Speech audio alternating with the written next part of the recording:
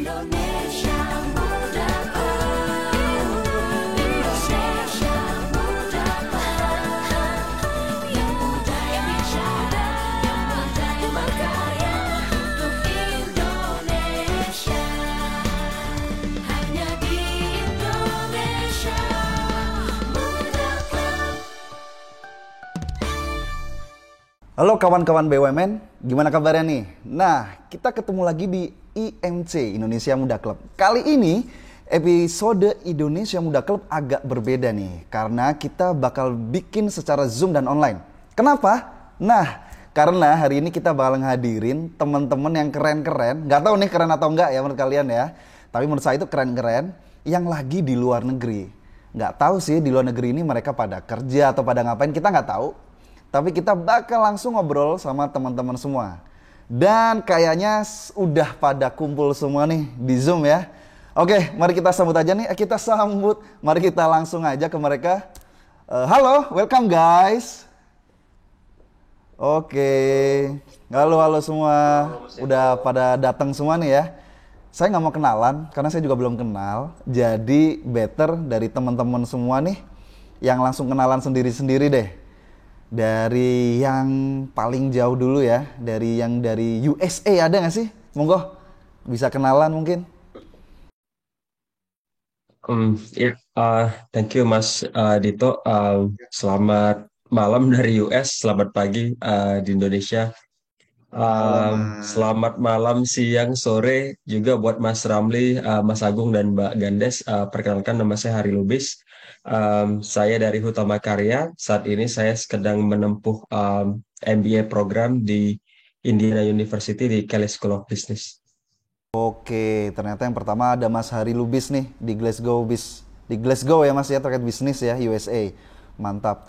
No, Oh, Indiana University. oh Indiana University. Oke, siap. Thank you Mas Hari Lubis. Next ada Mbak Gandes nih. Mbak Gandes udah kenal ya. Dari UK coba. Terima kasih Mas Dito dan kakak-kakak semua. Halo. Halo. Perkenalkan, nama saya Gandes Puspitawangi. Saya berasal dari BUMN Bank Rakyat Indonesia. Saya saat ini bersekolah di Warwick Business School, University of Warwick, untuk jurusan MBA. Oke, siap. Thank you Mbak Gandes. Lanjut nih, yang dari mana ya? Ada Mas Agung kayaknya nih. Mas Agung dari mana nih Mas Agung?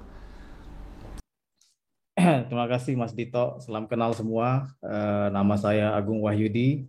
Saat ini saya sedang berkuliah doktoral di Technische Universiteit of Delft, TU Delft di Belanda.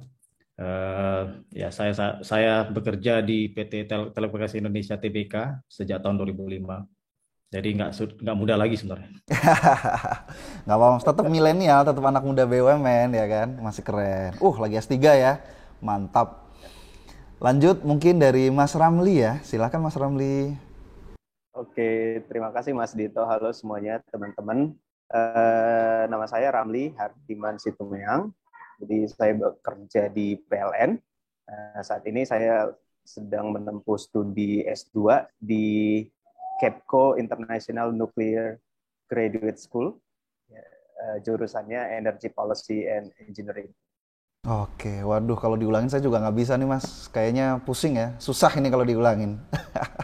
Oke, thank you Mas Ramli. Nah, jadi kawan-kawan BUMN semua udah ngeliat nih, teman-teman semua ini lagi di luar negeri, ternyata semua lagi belajar dan tempatnya pun keren-keren.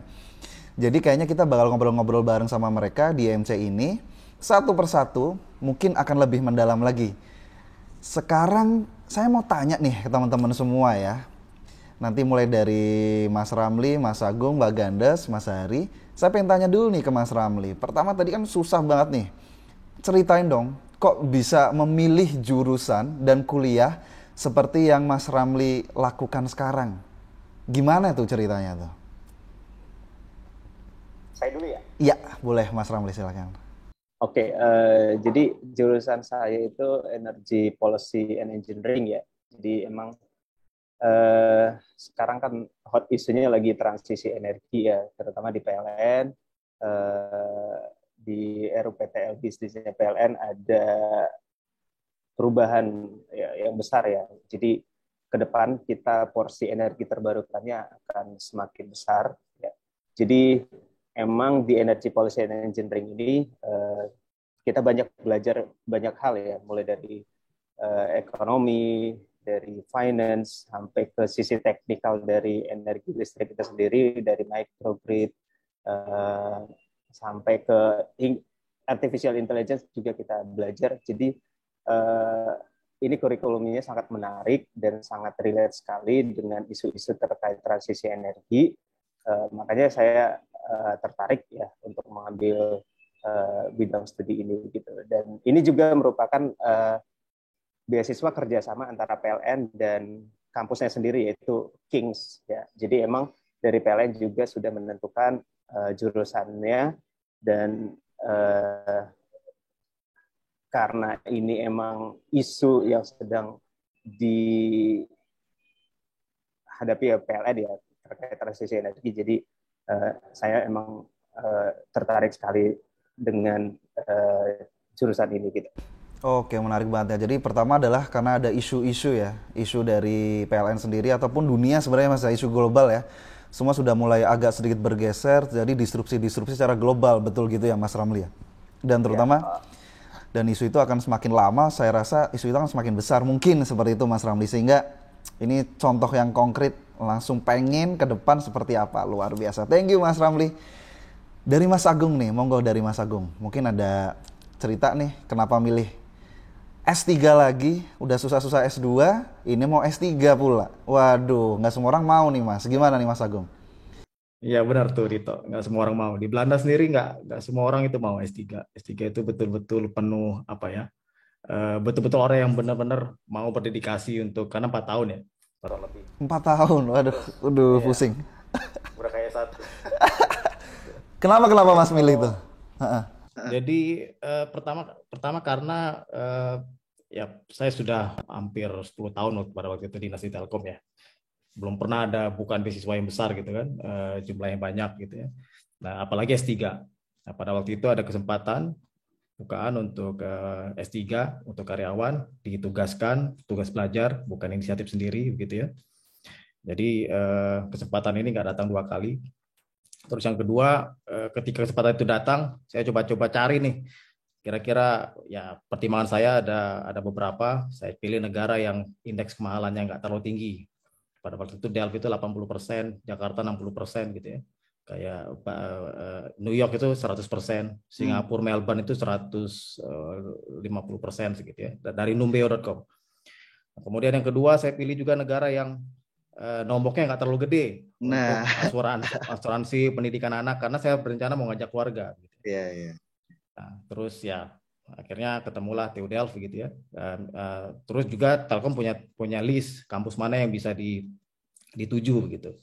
Ya tentu saja sudah dipertimbangkan sama Telkom, kampus-kampus itu punya reputasi ya. Nah, kemudian dari sekian banyak kampus itu saya pilih mana yang punya reputasi of course, dan bayaran kuliahnya nggak terlalu mahal gitu ya. Nah, terus ya akhirnya karena S3 ini beda sama S2. Kalau S2 mungkin cari karena mereka banyak kuliahnya. Kalau S3 kan banyak melakukan riset. Jadi pertimbangannya S3 itu mencari pembimbing yang punya reputasi. Jadi pada waktu itu saya untuk sebelum mencari pembimbing itu tentu saja mencari topik riset ya. Nah, pada waktu itu adalah big data atau mencari insight dari data yang dipunyai perusahaan, itu menjadi hot issue ya, menjadi tren. Nah, saya mencoba cari topik di situ, kemudian mencari pembimbing yang punya reputasi di bidang big data, dan akhirnya ketemu jodoh di TU Delft, gitulah kurang lebih. Keren Mas. Tadi itunya apa Mas? Jurusannya tadi? Telkom. Jurusannya? Telco. Jurusannya di TU Delft, karena S3 itu dia bukan jurusan ya, dia itu apa tuh? Section namanya ICT, Information Communication Technology. Jadi di ICT itu ya bisa karena riset itu bisa topiknya multidisiplin gitu ya. Jadi nggak bisa di-scope-kan ini jurusan A, jurusan B. Oke. Tapi di dalam gitu ya Mas ya. Nah, mungkin kalau kayak di TB itu dia kelompok keilmuan gitu ya. Jadi kelompok keilmuan, tapi kemudian nanti bahasannya atau area risetnya itu bisa bisa berkolaborasi ke kemana-mana begitu ya. Oke, siap. Thank you Mas Agung. Tuh buat teman-teman semua, kawan-kawan BUMN, ternyata S3 nggak kayak jurusan, nggak kayak S1, S2 ada jurusannya ya. Lebih ke section gitu ya Mas Agung ya. Wah ini ilmu baru banget nih juga buat kami semua ya. Oh ternyata section dan kayak secara holistik itu keilmuannya seperti apa gitu ya Mas Agung. Oke deh, keren banget. Thank you Mas Agung. Lanjut lagi nih ke cewek dulu nih ya. Oke Mbak Gandes, monggo Mbak Gandes. Hai, ya. Jadi kenapa saya memilih Warwick Business School? Dulunya 2 tahun yang lalu itu saya bersyukur sekali BRI membuka peluang untuk sekolah S2 di luar negeri maupun di dalam negeri. Nah, kemudian ada pilihan-pilihan universitasnya. Jadi pada kala itu top 50 di dunia maupun di UK maupun di US, dan pilihan saya jatuh di Warwick Business School karena saya melihat mereka sangat peduli terhadap pengembangan leadership, khususnya yang di MBA, dan juga untuk entrepreneur dan juga digital transformation. Nah, itu juga salah dua kekhususannya, bukan salah satu ya, salah dua, entrepreneur dan digital transformation. Itu yang saya ambil di Warwick Business School, khususnya di MBA, karena kami melihat di BRI itu sebagai bank BUMN yang di era disruptif ini sebenarnya banyak sekali platform digital yang menyamai fasilitas ataupun servis yang dipunyai oleh bank. Namun bagaimana kita bukan menjadikan mereka sebagai pesaing, tetapi juga berkolaborasi menjadi partner yang baik untuk melayani masyarakat. Begitu, Mas Vito. Oke, thank you Mbak Gandes. Keren banget ya. Berarti memang harapannya bisa, terutama MBA ini ya, salah satu yang terbaik di dunia ya, 50 besar. Wah, keren banget. Dari BR ini ya Mbak Gandes ya, keren. Oke, lanjut.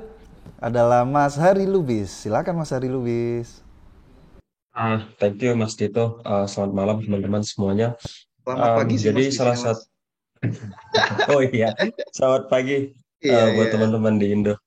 Jadi saya ngambilnya itu programnya MBA sama kayak Mbak Gandes. Ya, kebetulan salah satu latar belakangnya kenapa saya pursue MBA itu memang karena kita di Hutama Karya sekarang berdasarkan Perpres nomor 117 tahun 2015, kita kan ada penugasan untuk bangun jalan tol Trans Sumatera yang panjangnya kurang lebih 2.700 kilo dengan total investasi itu sekitar 500 triliunan, dan itu memang kita kesulitan sekali untuk cari pendanaan dalam negeri, dan memang kita beberapa tahun terakhir coba cari offshore financing karena dari situ kita melihat memang dari Utama Karya melihat butuh rekan-rekan yang punya kapabilitas ataupun core kompetensi untuk bisa melakukan negosiasi dan juga kegiatan transaksional internasional. Jadi memang sebenarnya program kuliah ke luar negeri dari Utama Karya ini sudah di stop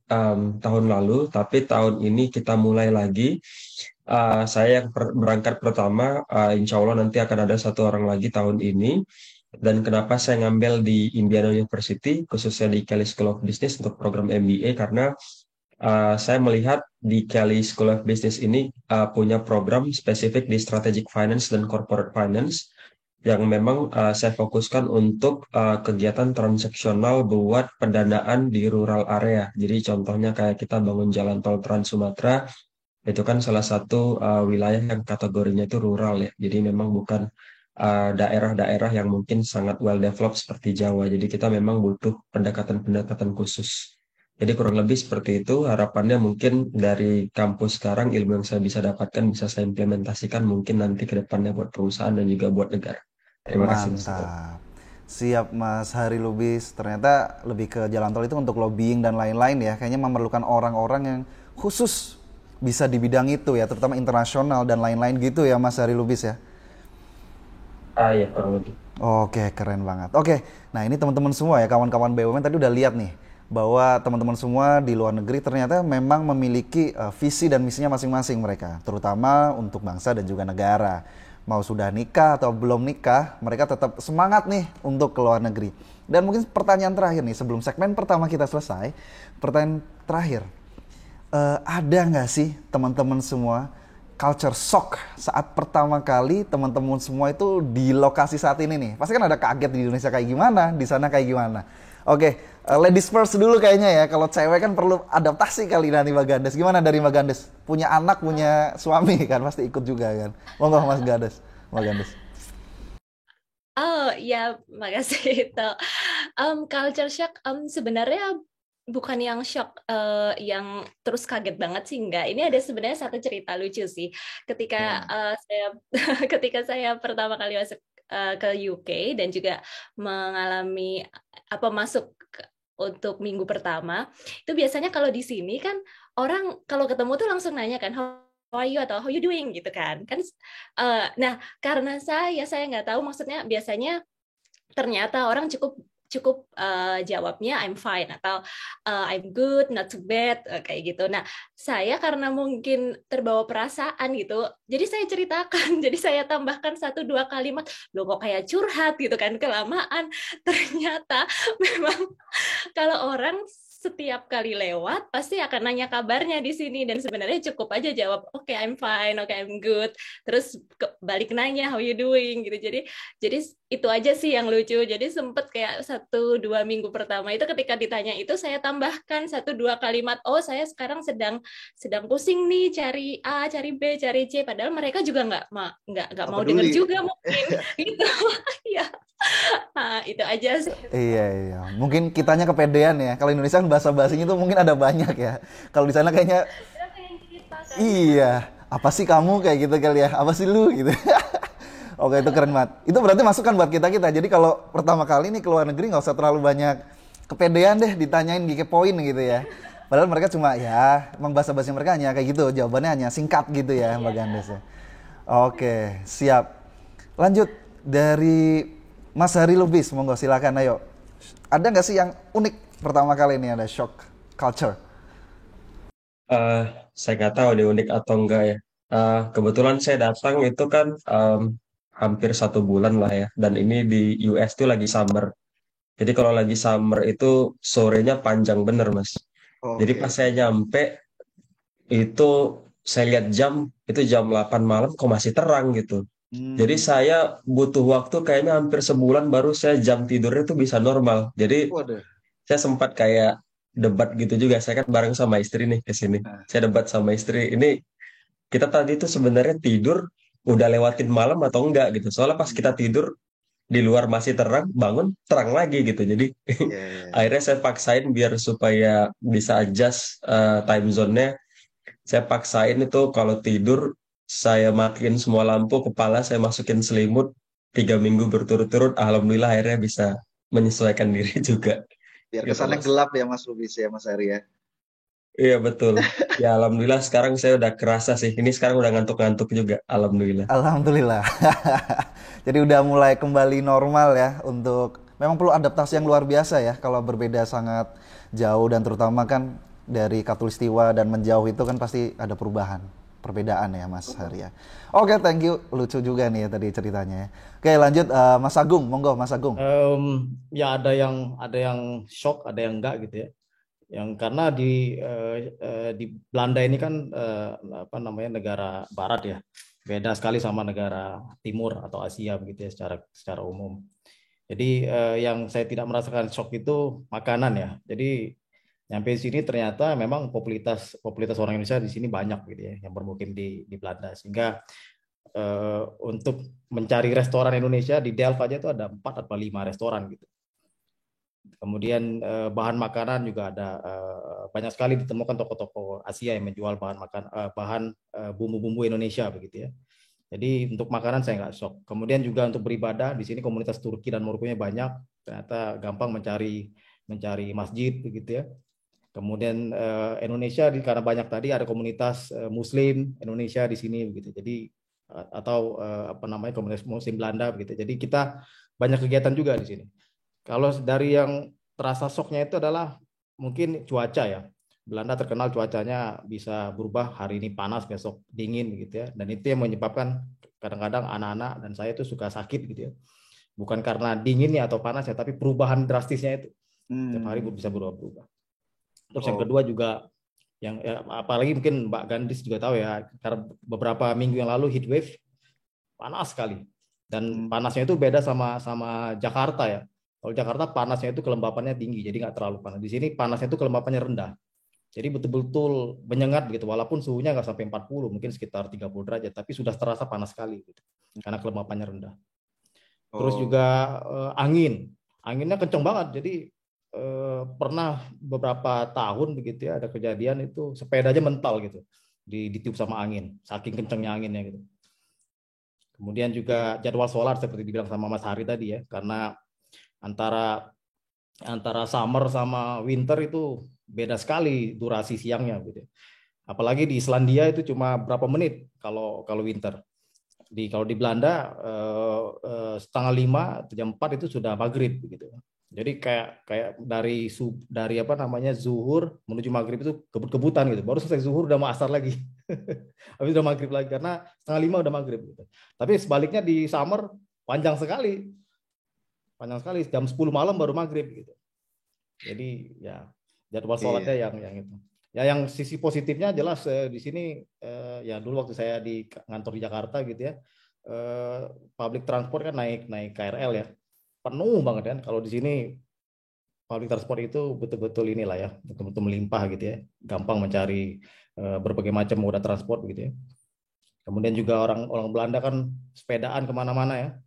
Jadi di sini joknya itu lebih murah beli sepeda bekas, itu mungkin hanya dapat 500.000, 200.000 dapat sepeda bekas begitu ya.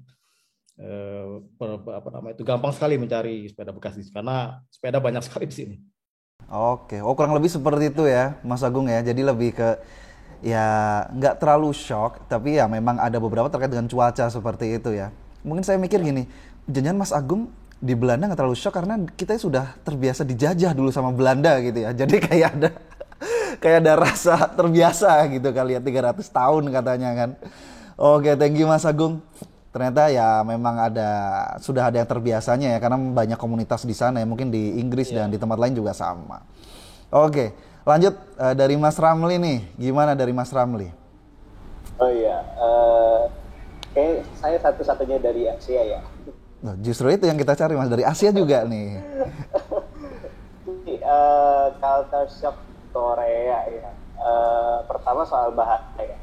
Jadi saya itu kan posnya itu pinggiran kota ya, di pinggiran kota Busan. Saya perbatasan Busan dan Ulsan ya, kalau tahu Busan.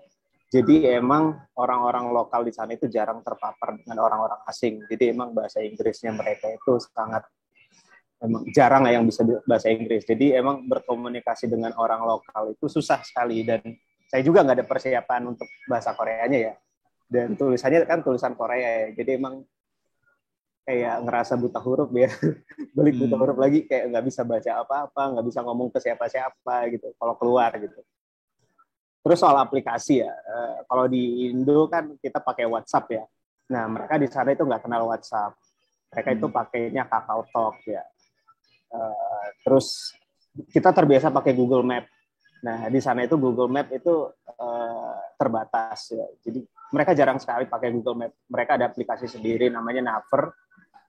Tapi itu juga banyak aplikasinya itu dalam bahasa Korea. Jadi emang butuh waktu untuk penyesuaian ya, untuk aplikasi-aplikasi di sana, karena emang kebanyakan aplikasinya berbahasa Korea.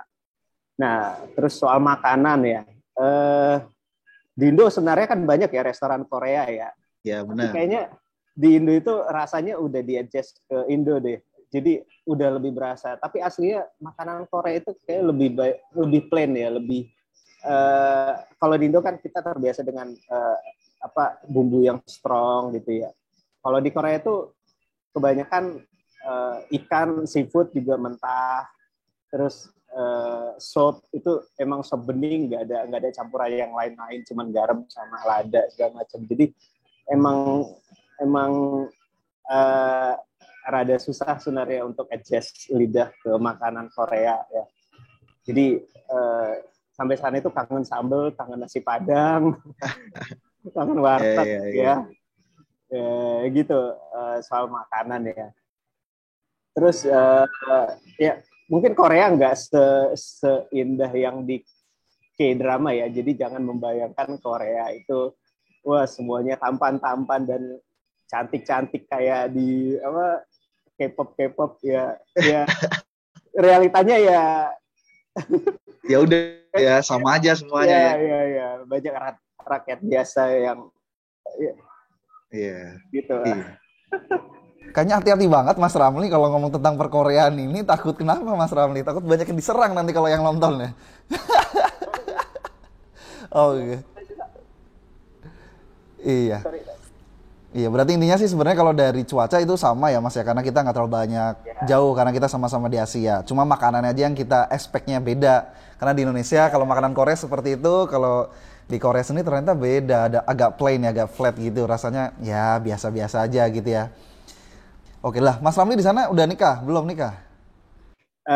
Di sana belum nikah, di Indo udah nikah. Oh, di sana nikah. Iya, berarti semuanya nih hampir yang saya wawancara nih teman-teman BUMN ya. Ternyata sudah nikah semua nih. Artinya ternyata memang berkeluarga itu menambah rezeki ya, nambah jadi bisa kuliah di luar negeri juga. Oke, untuk kawan-kawan BUMN tadi kita udah banyak banget ngobrol-ngobrol sama teman-teman semua yang di luar negeri. Kayaknya bakal lebih seru lagi nih, kita bakal ngobrol lebih dalam lagi, lebih seru lagi tentang teman-teman semua. So, jangan kemana-mana, tetap di IMC. Indonesia muda, Indonesia muda, yang muda Indonesia yang berkarya untuk Indonesia, hanya di Indonesia muda. Nah, para profesional muda, tadi kita udah ngobrol-ngobrol nih buat teman-teman yang ada di luar negeri sekolah. Ternyata banyak banget background-nya, asik-asik banget. Tadi juga ada yang culture shock, ada juga yang ya biasa aja sih, nggak terlalu beda. Nah, tadi kita udah ngobrolin background, lanjut nih. Saya mau tanya nih, mungkin teman-teman profesional juga, muda juga pada kepo ya. Sebenarnya gimana sih bisa akhirnya kuliah di luar negeri? Cari kisi-kisinya, atau mungkin karena ada orang dalam. Nah, kita nggak tahu ya. Langsung aja kita tanya. Dari siapa dulu? Dari Mas Hari dulu deh. Ayo, Mas Hari dulu. Kisi-kisinya kayak gimana nih Mas Hari? Lalu gimana caranya bisa sampai saat itu? Dan apa sih yang paling susah, syarat yang paling susah dijalanin sama Mas Hari selama bisa kuliah di sana? Oke. Oke, thank you Mas Dito. Jadi mungkin kalau bisa saya summary-kan untuk persiapan yang saya lakukan itu kurang lebih 1 tahunan lah ya. Itu udah Lama ya. include ya persiapan untuk nulis esai, terus kayak ikut tes IELTS, terus kebetulan saya kemarin itu ini mungkin sekedar tips juga nanti buat teman-teman yang mau apply, terutama mungkin kayak ke US ya. Beberapa kampus khususnya di MBA program itu mungkin mereka sampai tahun depan itu mereka masih memberlakukan yang namanya GMAT and GRE waiver. Jadi kita nggak perlu submit tes GMAT ataupun GRE kita, as long as kita bisa provide terkait esai dan juga bukti bahwasanya negara tempat kita berada saat sebelum kita apply itu memang terkena pandemi. Jadi itu bisa menjadi satu excuse dan bisa menjadi apa namanya semacam salah satu loophole lah ya mungkin buat teman-teman yang mau apply khususnya untuk MBA ke US. Kemudian lanjut lagi untuk apa yang saya lakukan kemarin lebih banyak karena memang kalau MBA mungkin nanti Mbak Gandes juga bisa sharing. Ini kan lebih banyak ekspektasi dari kampusnya ini melihat si candidate ini punya professional background yang memang mumpuni karena memang kampus itu ada semacam target mereka mau melihat komposisi kelasnya seperti apa. Jadi nanti teman-teman yang masuk itu bisa melakukan yang namanya kayak cross knowledge sharing ke teman-teman yang lain. Jadi kalau saya lihat di komposisi kelas saya ini itu sangat beragam sekali. Jadi backgroundnya nggak semuanya finance, bahkan ada yang backgroundnya kayak non konvensional. Mereka ada yang dulunya guru, ada yang dulunya apa namanya dari jurusan seni. Jadi sangat beragam sekali gitu. Jadi itu yang mungkin saya sangat tekankan mungkin sebelum apa namanya membuat resume yang memang dipersyaratkan sebagai salah satu persyaratan untuk apply S2 itu dipastikan kalau boleh itu experience-nya juga harusnya bisa sesuai dengan target school-nya. Oh, Kemudian yang paling penting juga gimana caranya kita bisa sebelum apply itu achieve satu dua target yang mungkin satu dua target project yang mungkin kita bisa selesaikan sebelum kita finalisasi si resumenya karena itu juga sangat membantu dan yang paling penting yang saya anggap cukup banyak membantu jadi sebelum saya apply itu saya banyak melakukan kegiatan volunteership dan itu volunteer itu juga salah satu poin yang mungkin sangat membantu untuk mendongkrak mungkin ya terkait proses seleksi daripada program MBA-nya. Kurang lebih mungkin seperti itu, Mas. oke, thank you Mas Hari. Berarti memang seperti itu ya di US ada hal-hal yang mungkin yang berbeda ya. Jadi kisi-kisinya sudah dijelasin sama Mas Hari. Ada persiapan-persiapan bahkan 1 tahun persiapan ya Mas Hari ya untuk mencapai posisi sampai saat ini. Lalu langsung aja deh Mas Hari, insight apa sih yang bisa dikasih buat nih saat apply saat balik ke BUMN itu ada hal menarik apa yang didapetin dari saat di US ini gitu. Oh iya, tentunya untuk approach dan juga pola teman-teman di US ini cara mereka untuk menghadapi satu problem itu memang cukup unik ya, beda dengan mungkin di Indo ataupun mungkin negara-negara emerging country yang lain. Di sini memang tipikal teman-teman yang ada di US ataupun teman-teman dari negara-negara di developed country itu mereka itu memang curiosity-nya itu sangat tinggi. Jadi strategi problem solving-nya itu juga cukup beda sehingga perspektif mereka melihat masalah itu ada banyak sekali. Jadi yang saya sangat pelajarin di sini adalah saya nggak pernah ngelihat teman-teman saya itu kayak buntu. Mereka selalu bisa kayak cari banyak sekali solusi, sangat kreatif, dan konseptual idenya untuk melihat satu masalah itu bukan suatu masalah, tapi itu adalah suatu challenge yang kalau misalkan kita bisa selesaikan, ini akan menambah added value. Jadi itu yang membuat saya berpikir bahwasanya kalau mungkin pola pikir seperti ini bisa kita bawa ke Indonesia dan juga mungkin kita bisa pelan-pelan grooming teman-teman mungkin dari kantor sendiri ataupun mungkin dari tim kecil sendiri ini pasti akan sangat bagus sekali. Kurang lebih seperti itu, Mas. Amin amin. Wah, banyak banget. Jadi memang perbedaan budaya dan mungkin banyak juga orang-orang yang pada ke USA jadi banyak solusi yang bisa dikasih dalam sebuah permasalahan masalah ya. Akan mencari terlebih dahulu gitu ya mindset. Oke. Keren banget Mas Hari Lubis. Lanjut nih dari Mas Agung. Kayak gimana? Kalau dari Mas Agung gimana nih? Ya mungkin kisi-kisinya mungkin nggak applicable untuk semua orang ya, karena beasiswa Telkom jelas beda dengan beasiswa LPDP. Kemudian juga S3 mungkin berbeda dengan S2. Tapi secara umum ya mungkin sama seperti bilang Mas Hari tadi, bahasa Inggris ya. Nah mungkin satu tips yang saya bisa kasih di sini, misalnya kalau Anda mentok di IELTS yang skor nggak nyampe, pindah ke IBT, Internet Based TOEFL. Cari standar yang lain gitu, jangan memaksakan diri di IELTS mungkin karena IELTS nggak cocok dengan cara bahasa Inggris Anda begitu ya, pindah ke IBT. Terus yang kedua seleksinya jelas ada seleksi kampus, seleksi perusahaan begitu ya, seleksi di Telkom gitu ya, seleksi di kampus. Untuk S3 mungkin harus ngecek ke kampusnya.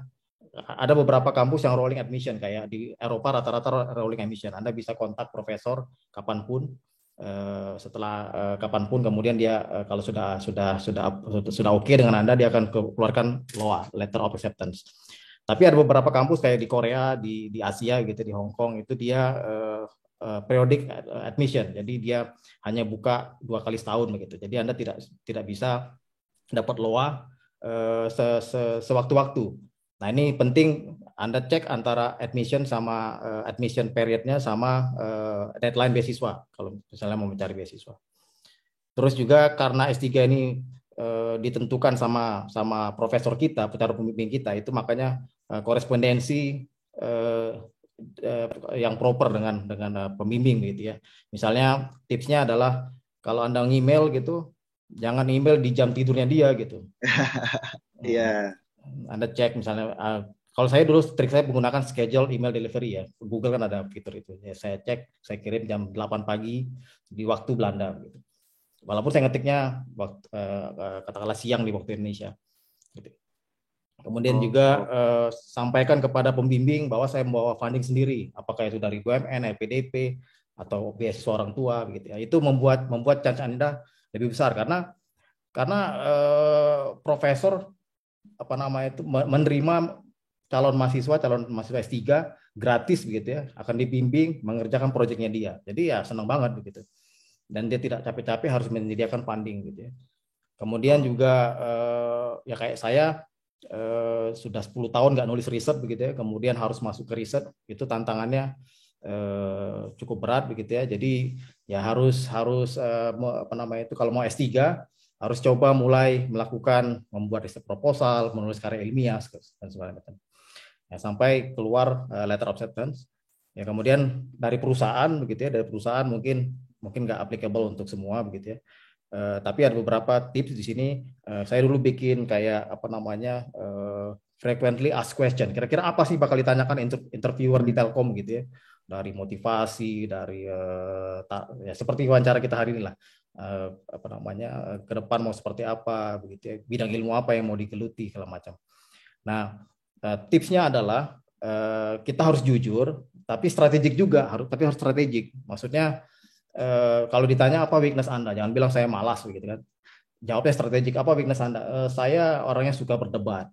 Tapi itu menunjukkan bahwa Anda itu tidak serta-merta mengikuti secara langsung apa yang dikatakan orang. Seperti itu. Jadi dan juga buatlah jawaban yang Anda ingin, kira-kira arah diskusinya kemana gitu ya. Jadi Anda akan mengarahkan diskusi, karena dalam interview itu kan sudah pasti itu interview itu nggak serta-merta berdiri sendiri. Pertanyaan yang satu sama pertanyaan yang lain itu biasanya berkesinambungan. Makanya tergantung dengan jawaban Anda itu akan menentukan pertanyaan berikutnya. Seperti itu. Mungkin itu tips dari saya. Mantap Mas. Terus apa sih yang didapetin nih, yang kira-kira bisa di-apply, langsung dilakukan, diimplementasikan di BUMN nih saat kembali insight apa nih Mas? Ya, inline sama Mas Hari tadi ya, ada culture dan ada ilmu ya. Nah, culture belum tentu juga, culture ada yang positif tentu saja, tapi juga belum tentu bisa applicable ke Indonesia ya. Karena budaya Barat sama Timur berbeda gitu ya.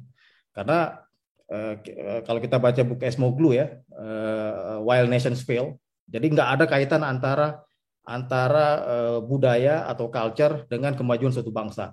Contohnya Korea Utara sama Korea Selatan gitu ya. Korea Selatan bisa maju, tapi budaya sama dengan Korea Utara. Jadi ya kita harus hati-hati untuk memilah mana culture yang bisa kita bawa pulang ke Indonesia. Ada beberapa yang menurut saya menarik ya. Pertama itu adalah orang Belanda, mungkin orang Eropa secara umum itu mereka selalu menekankan desain yang benar.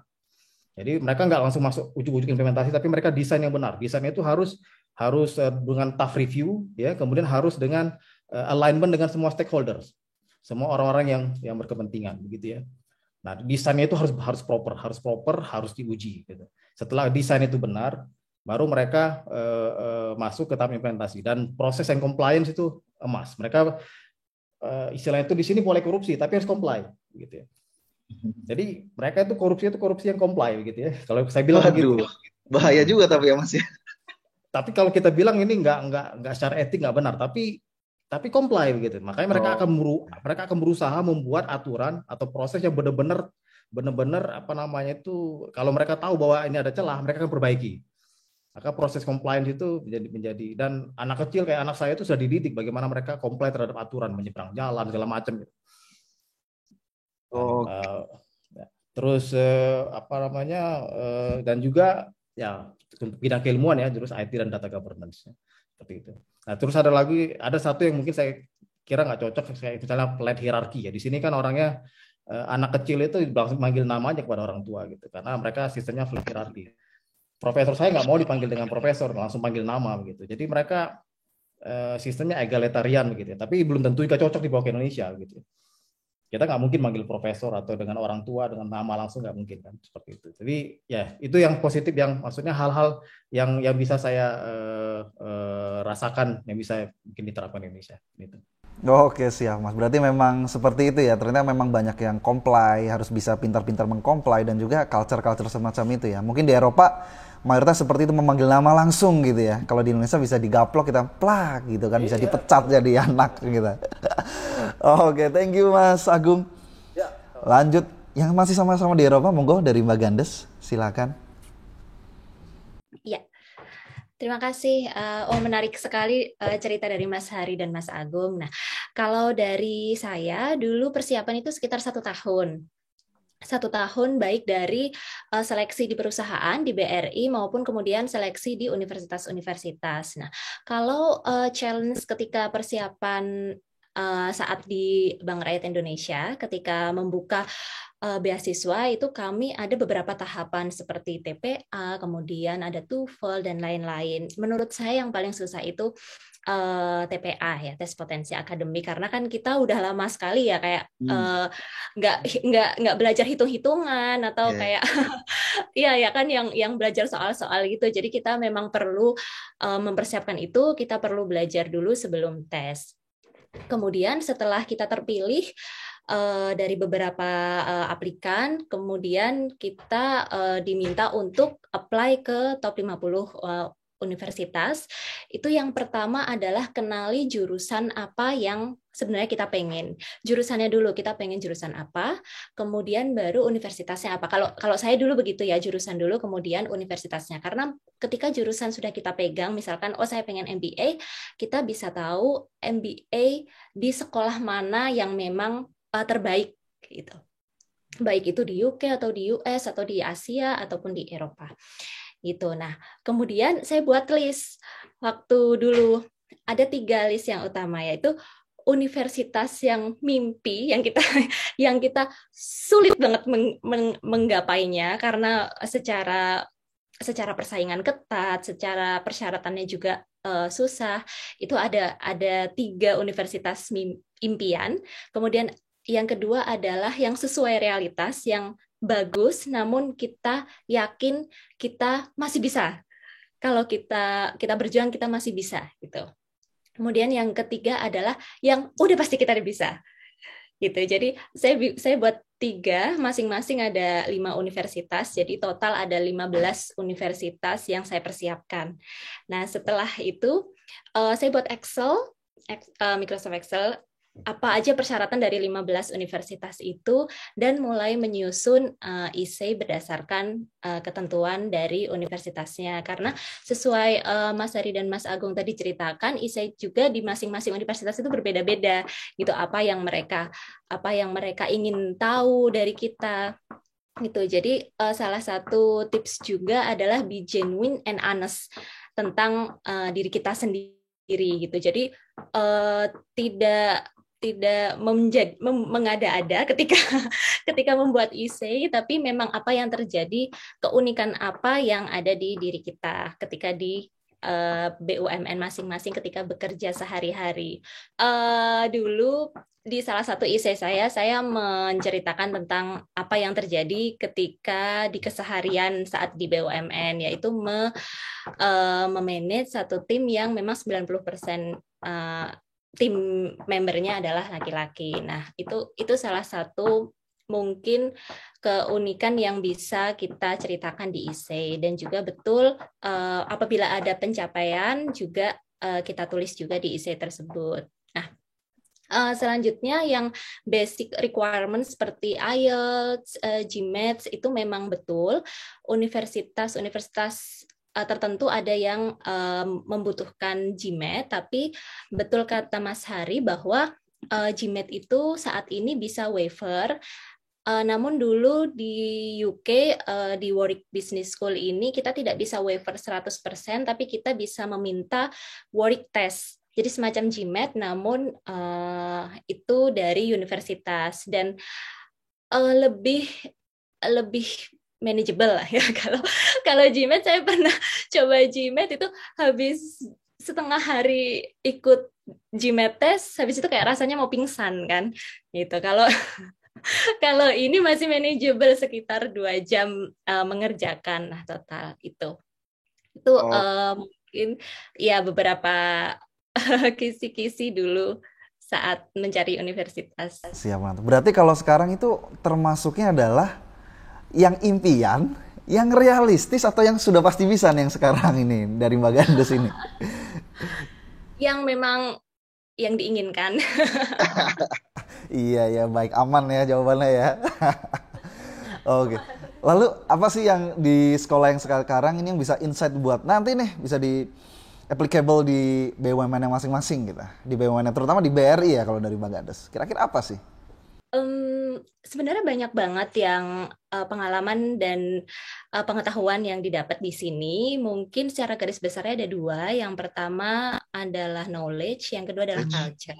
Kalau knowledge itu ada beberapa framework yang saya rasa bisa diterapkan ketika pulang nanti, baik itu dari leadership, pengembangan tim, ataupun kalau saya kemarin memilih digital transformation ya, tentang bagaimana itu berkolaborasi dengan digital platform.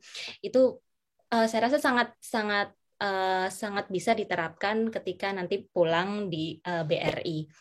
Yang kedua adalah culture. Saya tertarik juga dengan bagaimana kita dituntut untuk berpikir kritis gitu, karena kita dipasok terus dengan studi kasus dan teman-teman kita ini dari berbagai background dengan pemikiran yang sudut pandangnya itu berbeda-beda, kayak oh iya ya, kok aku nggak kepikiran ya dia lihatnya dari sudut pandang sisi A gitu, sementara saya biasanya berpikirnya di sisi B gitu. Jadi kita dituntut terus untuk bertanya kenapa sih kayak gini gitu, tidak hanya menerima keadaan atau menerima challenge seperti itu adanya gitu. Dan yang kedua adalah yang menarik adalah kebebasan berpendapat. Di sini kita bisa ngomong apa aja, namun tetap menghargai satu sama lain. Dan ketika kita berdebat, itu menariknya habis itu nggak ada baper. Jadi setelah adu pendapat, habis itu udah makan siang bareng, kita makan bareng, ngobrol bareng, minum bareng. Nah, itu salah satu juga yang menurut saya menarik untuk bisa diterapkan ketika pulang.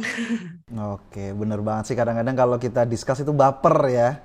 Nah, memang harus profesional kita, di mana saat harus discuss, debate, harus juga berteman gitu ya, ngopi bareng. Wah, keren banget. Oke, thank you Mbak Gandes buat ceritanya tadi, kisi-kisi dan insight-nya. Dan yang terakhir dari Mas Ramli. Nah, gimana nih kalau tadi kan kita ngomong Eropa, US. Nah, kalau dari Asia sendiri ini gimana nih? Dari Korea sendiri, Mas Ramli. Oke. Kalau saya itu kan nama kampusnya Kings ya.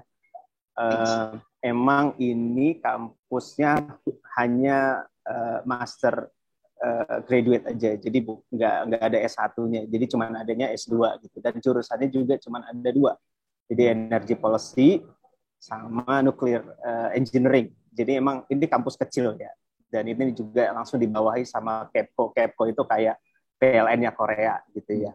Jadi emang ini beasiswanya adalah kerjasama PLN dan Kings. Nah, jadi setiap tahun PLN itu mengirimkan pegawainya yang berminat untuk melanjutkan studi S2.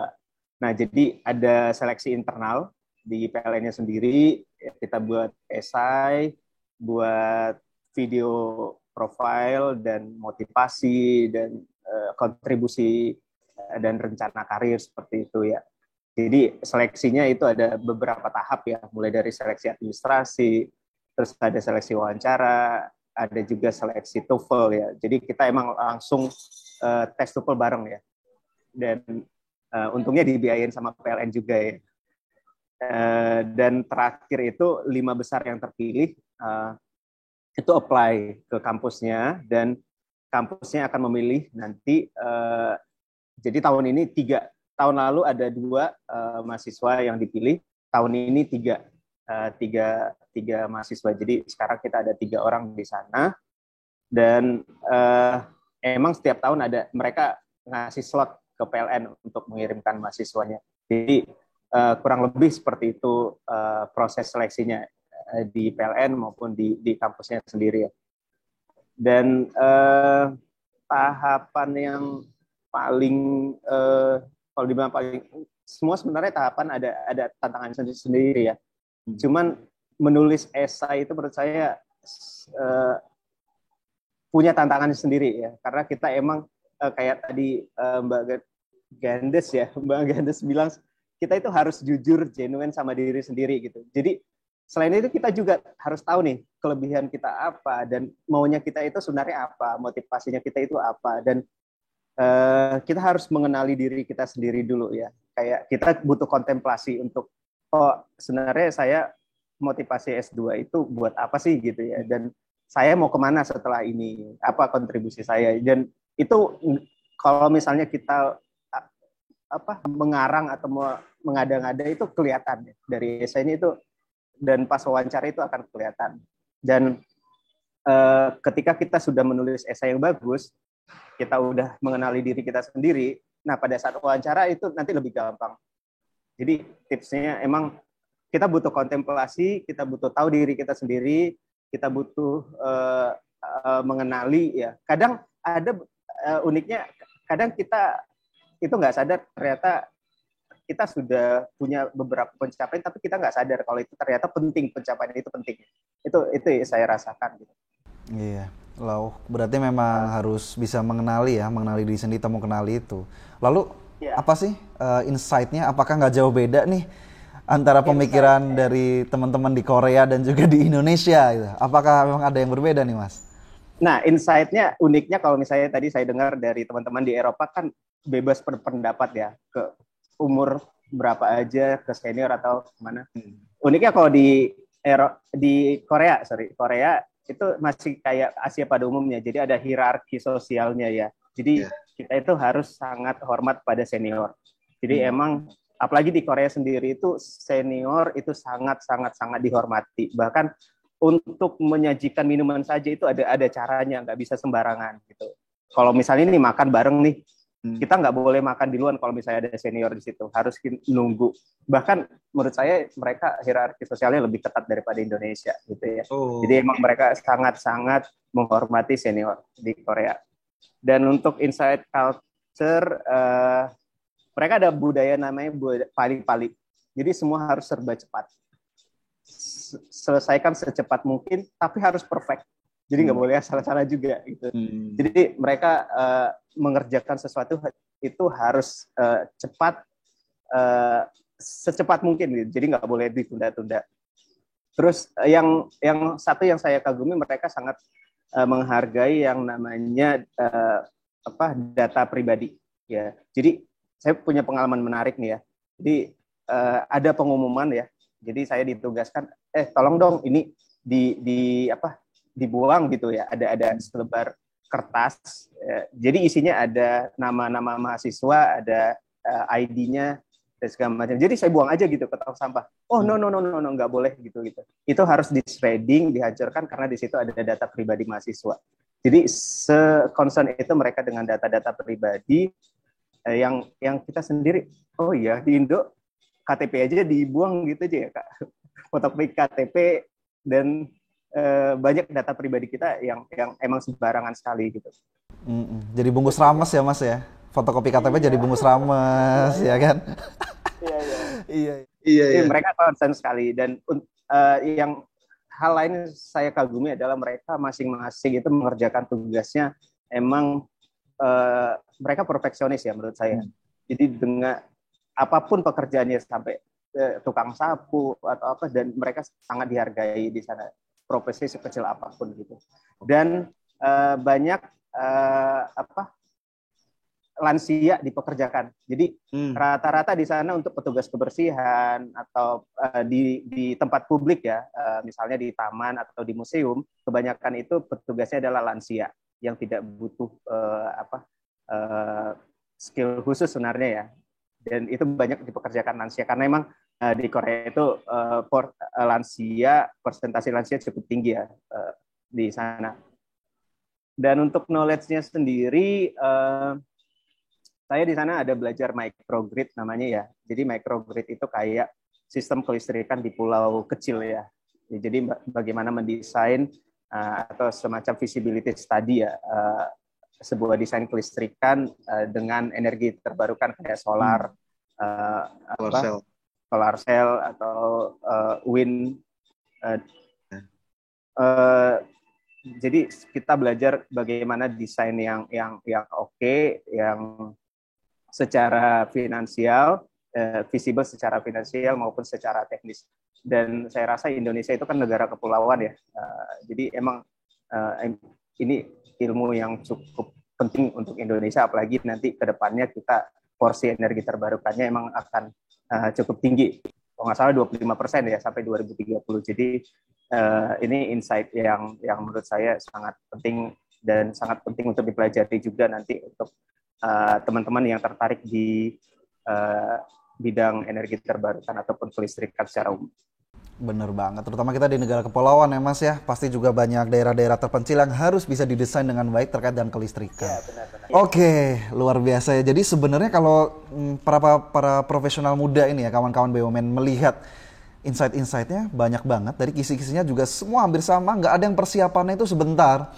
Semua setahun atau sekian bulan dengan perjuangannya pun nggak gampang untuk meraih mimpinya dari teman-teman kawan-kawan BUMN yang lagi belajar di luar negeri. Dan mindsetnya pun sama kurang lebih, mereka akan open mindset, lalu ada juga tetap menghargai senior. Memang tidak semua budaya bisa kita langsung adopsi, tapi harus diadaptasi gitu ya.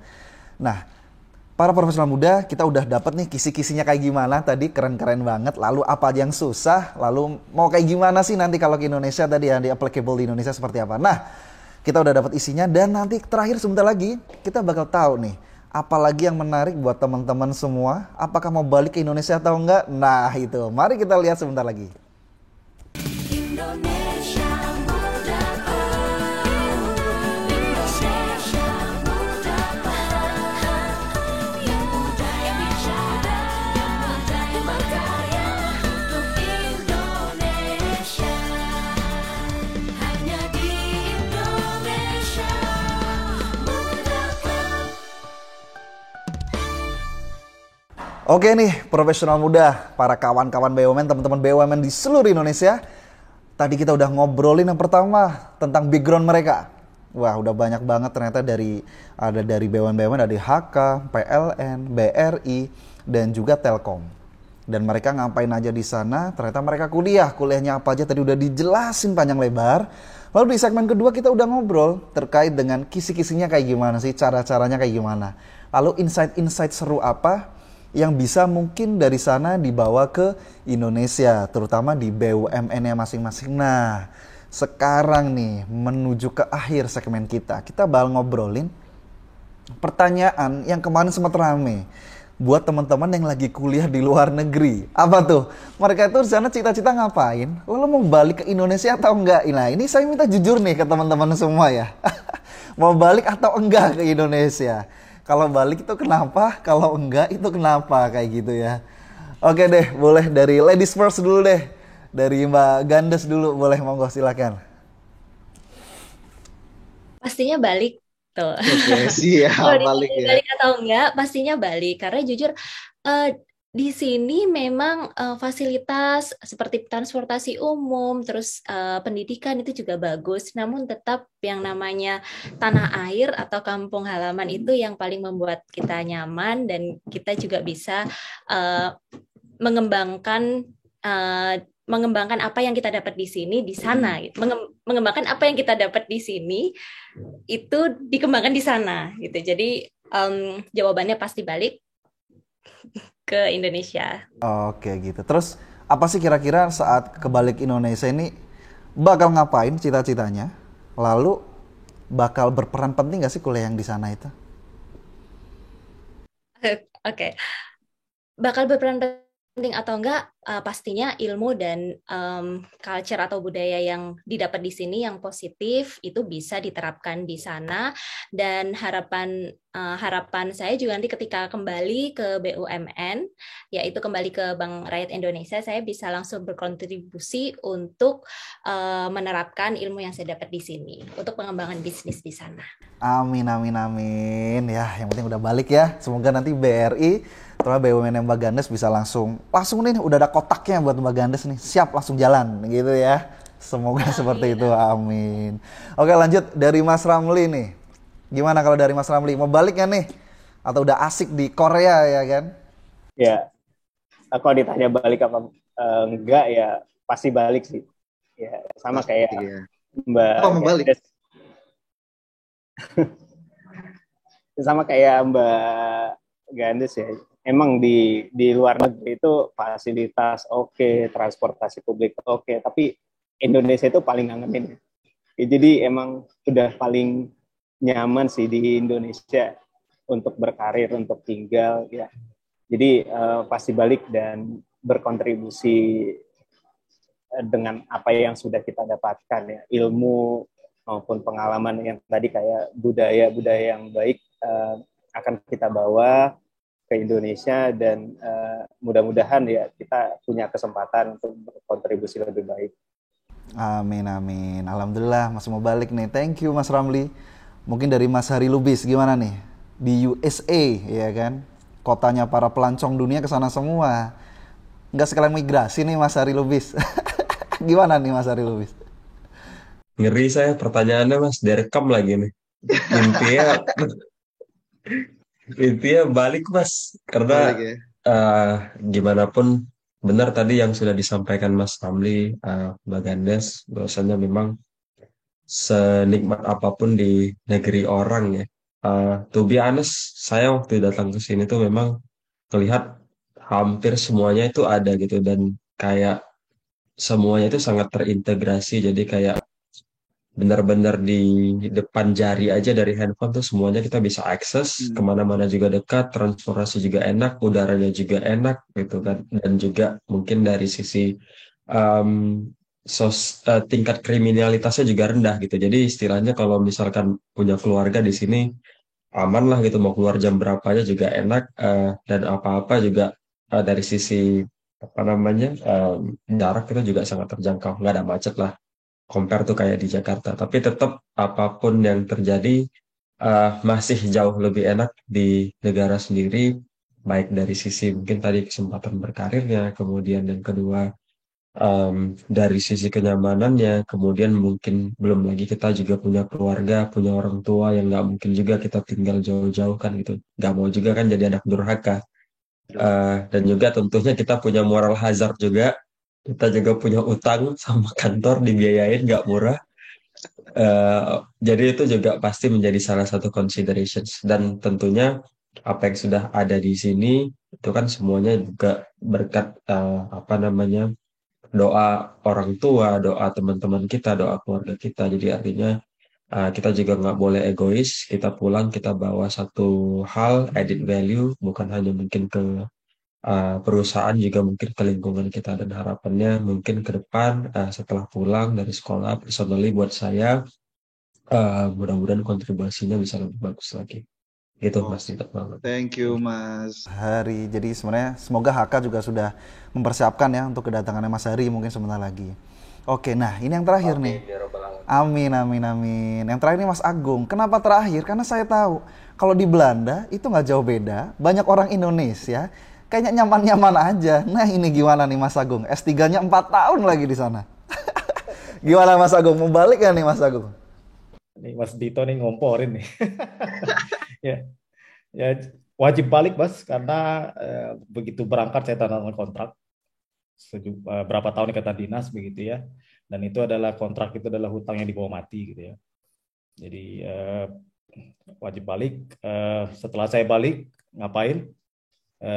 Dulu saya juga tanda tangan kontrak begitu masuk Telkom, bersedia ditempatkan di posisi manapun yang selama perusahaan membutuhkan gitu ya. Tapi ya saya mencoba meraba, mungkin perusahaan membutuhkan saya untuk di kemudian hari untuk di apa namanya value creation dari big data, baik itu data yang nanti dikonsumsi sama internal Telkom. Nah, kita punya banyak data pelanggan, data traffic, data segala macam gitu ya. Ataupun value creation untuk di luar Telkom, digunakan sama instansi lain ya, BUMN lain dan segala macam. Dan tentu saja value creation dengan big data ini yang menjadi topik riset saya itu dilakukan dengan data governance yang benar, dengan yang proper. Mungkin itu. Siap, thank you Mas Agung, luar biasa. Teman-teman semua akhirnya Mereka mayoritas teman-teman yang di luar negeri, terutama yang teman-teman di BUMN ini ingin kembali ke Indonesia untuk memberikan implementasi yang baik buat Indonesia. Nah, tadi udah dapat nih teman-teman semua. Mungkin ini terakhir, saya pengen denger nih closing statement dari teman-teman semua terkait dengan luar negeri ini, belajar di luar negeri. Terus harapannya apa sih buat teman-teman BUMN ataupun para generasi muda yang ada di Indonesia? Karena benar kenapa banyak kembali, karena saya juga dulu pernah nih mewawancari para imigran-imigran. Ini beda dengan kuliah ya, mungkin lebih kepada teman-teman yang bekerja. Banyak hal, mereka sudah sukses di luar negeri, tapi tetap ingin kembali ke Indonesia. Karena mungkin konsep mudik di Indonesia itu masih kuat ya. Jadi orang ingin kembali ke lingkungan, ke kampung halaman. Oke, sekarang closing statement dari teman-teman semua. Mungkin tadi langsung saja dari Mas Agung ya, closing statement buat anak-anak muda, terutama di BUMN. Ini gimana sih? Apa-apa saja yang harus dilakukan ke depannya, terutama untuk belajar di luar negeri, untuk meraih cita-cita kayak teman-teman semua. Monggo, Mas Agung. Ya mungkin pesan saya gitu ya, terlepas dari Anda dapat beasiswa atau enggak gitu ya, selalu berusaha mengembangkan diri ya. Di era informasi begini, era informasi saat ini gitu ya, berserak sumber-sumber ilmu di internet. Ada Coursera, ada Oracle Courses, ada MIT Open Courseware. Anda bisa belajar apapun dari internet dengan biaya gratis. Jadi tetap selalu mengembangkan diri, terlepas dapat beasiswa atau enggak, dapat sekolah luar negeri atau enggak, gitu ya. Karena yang kedua adalah bangun portofolio dan jejaring ya, terutama jika Anda yang mau sekolah S3 gitu ya, karena bagaimanapun bidang keilmuan yang akan Anda tekuni itu akan dilihat track record Anda begitu ya. Kemudian yang terakhir saya pribadi adalah hasil itu bukan domain kita. Jadi saya pernah punya teman gitu ya, gagal tahun pertama S3 di Delft gitu ya. Kemudian ya saya nasihati bahwa hasil bukan domain kita. Ini adalah yang terbaik dari Allah Subhanahu wa taala. Akhirnya beliau pindah ke Malaysia dan sekarang menjadi leading scholars di sana. Waduh, jadi keren. Ya, jadi hasil itu bukan domain kita. Kita hanya berusaha tetap mengembangkan diri, bangun portofolio yang terbaik begitu ya, dan senantiasa berdoa kepada Allah supaya Allah tuh meridhoi keinginan kita. Mungkin itu sih. Thank you banget Mas Agung. Bener sih, mungkin kayak teman-teman dan mungkin saya gitu, kalau misal kuliah di luar itu udah takut dulu, aduh lulus nggak nih, aduh susah nggak nih, kayak gitu ya. Ya udah, yang penting kita jalanin dulu gitu ya Mas Agung ya. Jalanin dulu, insya Allah pasti ada jalan lah. Jangan lupa doa juga gitu kan. Oke, thank you banget Mas Agung. Semoga teman-teman, saya juga pengen lanjut S3, semoga bisa ngikut ke Mas Agung juga. Thank you banget Mas Agung. Oke. Amin, amin. Amin, amin. Mas Ramli, monggo Mas Ramli. Oh iya, untuk dari saya sih, belajar itu tanggung jawab pribadi ya. Jadi menurut saya pendidikan itu mau formal mau informal itu salah satu upaya biar kita tetap update dan relevan gitu ya dengan perkembangan bidang profesional masing-masing. Jadi emang kita harus tetap upgrade diri ya, upgrade skill. Nah, kuliah di luar negeri itu emang punya kelebihannya sendiri ya. Kita terpapar dengan komunitas internasional, kita terpapar dengan budaya negara lain yang bisa jadi lebih baik dan bisa kita bawa ke Indonesia. Jadi buat teman-teman yang pengen melanjutkan kuliah khususnya di luar negeri, ya harus mempersiapkan diri, dan yang paling penting sebenarnya adalah jangan takut dan ayo coba memanifestasikan ya goalnya atau mimpinya untuk kuliah di luar negeri. Karena saya percaya nih soal mestakung ya, teman-teman, semesta mendukung ya. Jadi ketika kita memimpikan sesuatu itu akan sampai ke alam bawah sadar kita, dan sadar nggak sadar itu akan ada jalannya sendiri yang menuntun kita ke goal yang kita mau gitu.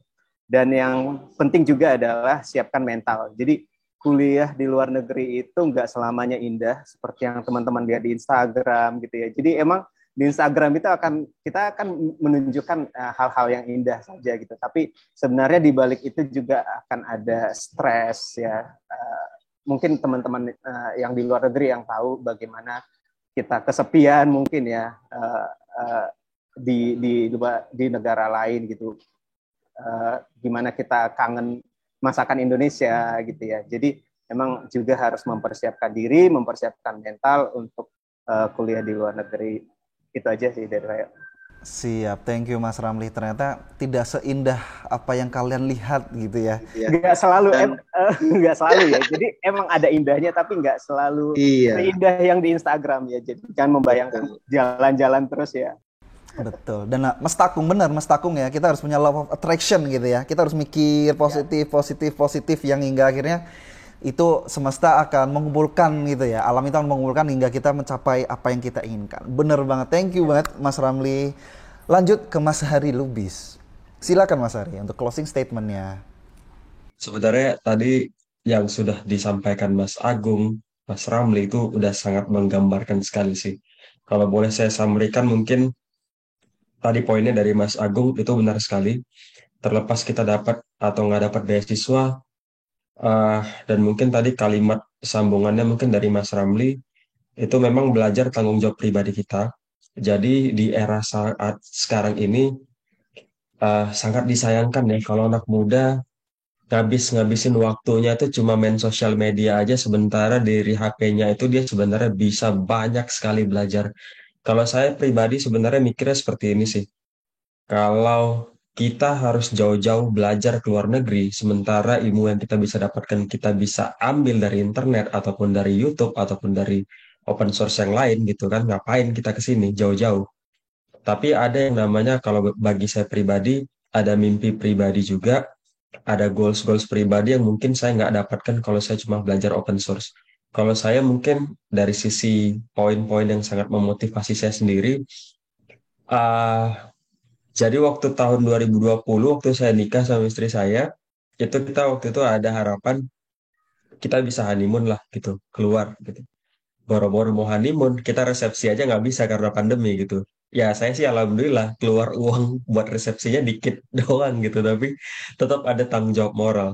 Dan dulu waktu memang saya sebelum nikah itu memang saya pengen sekolah lagi gitu, terlepas apapun alasannya. Jadi yang ada di kepala saya itu saya pengen lihat salju, saya pengen jalan-jalan ke Disneyland, saya pengen lihat Amerika, terutama salju. Saya mungkin lihat salju cuma dari modal garuk-garuk kepala doang, lihat ke Tombe jatuh tuh, itulah salju paling realistis yang pernah saya lihat gitu. Sampai mungkin kesempatannya ada, saya nggak tahu, saya nungguin ntar. Tapi intinya jangan berhenti bermimpi, dan juga jangan jumawa juga, karena somehow kita nggak tahu kan sebenarnya apa yang sudah kita capai itu belum tentu juga uh, apa namanya semuanya hasil doa kita. Mungkin saja ada campur tangan Allah Subhanahu Wa Taala, dari doa-doa orang tua, dari doa-doa teman kita, ataupun dari doa-doa orang-orang yang pernah kita jalin silaturahminya selama ini. Jadi tetap perhatikan aspek-aspek seperti itu, dan tentunya kita harus ikhtiar juga. Jangan merasa bahwasanya apa yang sudah kita lakukan itu apa namanya at the end of the day itu akan hasilnya tidak sesuai harapan, karena kita nggak tahu apa namanya ke arah mana nanti kita akan dibawa oleh Yang Maha Kuasa. Tadi benar kata Mas Agung, ini sesuatu yang bukan domainnya kita, tapi ini bukan sesuatu hal yang sebenarnya mustahil. Jadi artinya semua sangat bisa diusahakan, dan kembali lagi kita nggak tahu umur kita sampai kapan. Selagi ada kesempatan, ada tenaga, ada keinginan, dan setelah kalinya sudah membuat keputusan, jangan pernah berhenti, jangan pernah mempertanyakan, karena ketika sudah ada apa istilahnya inceptions di kepala kita, kita punya ide untuk sekolah, itu sebenarnya sudah semacam tanda-tanda dari Yang Maha Kuasa sebenarnya kita bisa melakukan itu. Jadi jangan pernah mundur, tetap semangat, dan selagi masih ada waktu, lakukan yang terbaik. Itu mungkin Mas. Terima kasih. Thank you Mas Hari. Ternyata dari hal-hal yang sepele bisa menjadi mimpi yang besar gitu. Pengen ngeliat salju gitu ya, jadi bisa ngeliat besar. Dan lagi-lagi kita ngobrolin love of attraction. Kita harus percaya gitu ya, bahwa apa yang kita pengen itu bisa terjadi. Dan invisible hand, bener gak sih? Ada tangan-tangan tak terlihat yang kita nggak sadarin, akhirnya bisa mencapai titik kita kayak gitu. Oke, yang terakhir dari the one and only lady, dia ada di sini, yaitu Mbak Gandes, silakan. Terima kasih, Toh. Pesan dari saya ini sebenarnya juga untuk diri saya sendiri, yaitu stay hungry and stay foolish. Jadi kita akan bisa terus mau belajar, terus ingin tahu, tidak merasa puas dengan cepat, dan dengan itu kita jadi bisa mengembangkan diri sendiri. Kemudian yang kedua adalah apapun kondisi teman-teman, itu juga kembali lagi ke saya sendiri ya, apakah itu gender, baik laki-laki, perempuan, apakah sudah menikah, belum menikah, apakah sudah menikah dan sudah punya anak ataupun tidak punya anak, itu punya challenge masing-masing, tantangan sendiri. Apabila teman-teman punya mimpi, terus berjuang, persiapkan semua hal dengan detail, dengan baik, dapat restu dari keluarga terdekat, yaitu keluarga kecil, yang mana itu keluarga kita sendiri, suami atau istri, anak-anak, dan juga keluarga besar, yaitu mungkin bapak dan ibu kita. Dan yang terakhir, terus berdoa, karena betul invisible hand itu yang akan bisa mengantarkan kita sampai ke titik ini. Kemudian yang terakhir adalah jangan menunggu kesempatan itu datang kepada kita, tapi kita buat kesempatan itu. Memang benar beasiswa itu juga bisa jadi tidak datang di tiap tahun, tapi kita bisa persiapkan dari sekarang. Ketika beasiswa itu datang, kita submit. Gitu. Saat itulah kita adalah orang yang beruntung, betul ya? Iya. Oke, thank you Mbak Gandes. Jadi kalau boleh saya simpulkan dari teman-teman semua, Mas Ramli, Mbak Gandes, Mas Hari, Mas Agung, hebatnya adalah mereka tetap selain berusaha selalu memasrahkan kepada Allah Subhanahu wa taala, Tuhan yang Maha Kuasa ya. Selalu jangan lupa untuk berdoa gitu. Jangan sombong, usaha tanpa doa pun mungkin tidak akan semulus ini. Dan kita harus percaya bahwa apa yang telah kita berikan akan memberikan dampak baik ke kita. Dan sekali lagi kita harus optimis, kita harus positif, harus punya love of attraction. Kita percaya nih bakal kejadian, insya Allah akan kejadian. Nah, teman-teman para profesional muda, seperti itu kita ngobrol-ngobrol bareng teman-teman BUMN yang sekolah di luar negeri. Banyak banget kita ngeliat insight-nya luar biasa dan masukan-masukannya luar biasa. Dan perjuangan mereka juga nggak yang biasa, luar biasa juga. Kalau orang bilang ini isinya tuh daging semua ya. Jadi semoga saya berharap buat teman-teman semua yang ada di luar negeri, terutama Mas Ramli, Mbak Gandes, Mas Hari, Mas Agung, semoga saat kembali gak lama kemudian bisa menjadi direksi milenial ya, sesuai dengan programnya Pak Erick Thohir nih ya. Semoga sudah bisa jadi direksi. Nih teman-teman PLN, Bapak Ibu PLN direksi, Bapak Ibu direksi dari BRI, Bapak Ibu direksi dari HK, Bapak Ibu direksi dari Telkom. Semoga teman-teman yang ada di sini atau di semua tempat bisa mendapat chance yang sama untuk menjadi direksi muda dari BUMN. Kayak gitu. Oke, para profesional muda, seperti itu kita ngobrol-ngobrol barengnya. Jangan lupa kita akan ketemu lagi di episode berikutnya yang pasti akan lebih keren-keren lagi. Oke, bye.